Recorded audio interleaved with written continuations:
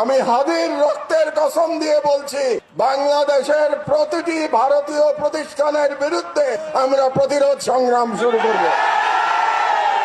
ওসমান হাদির বাংলাদেশে ভারতের দলালি করে কোন রাজনৈতিক দল ক্ষমতায় যেতেও পারবে না, ক্ষমতায় টিকে থাকতেও পারবে না।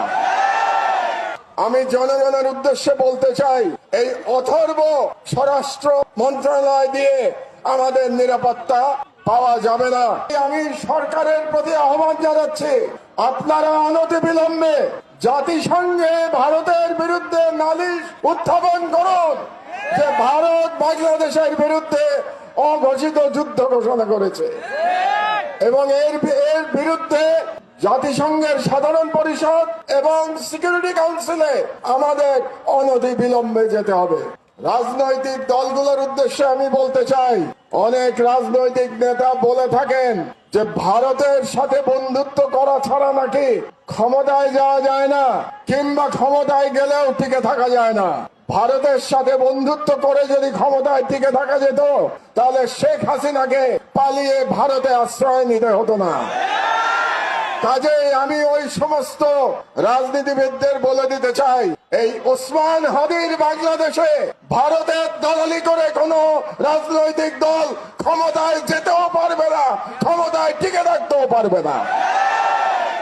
আমি ভারত সরকারের প্রতি আহ্বান জানাচ্ছি, আগামী 25শে ডিসেম্বরের মধ্যে আপনারা খুনি মৃত্যুদণ্ডপ্রাপ্ত শেখ হাসিনা এবং আসাদুজ্জামান খান কামাল এবং হাদির হত্যাকারী, হাদির উপরে আততায়ী যারা ছিল, তারা যদি ভারতে আশ্রয় নিয়ে থাকে, তাদেরকে 25শে ডিসেম্বরের মধ্যে আপনারা হস্তান্তর করুন, প্রত্যর্পণ করুন।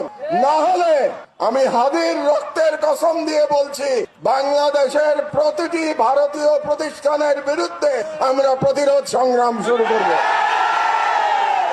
আমি সরকারের প্রতি আহ্বান জানাচ্ছি, 25 তারিখের মধ্যে যদি এই খুনিদের পাঠিয়ে দেওয়া না হয় বাংলাদেশে, তাহলে বাংলাদেশে কর্মরত প্রতিটি ভারতীয়ের ওয়ার্ক পারমিট বাতিল করতে হবে।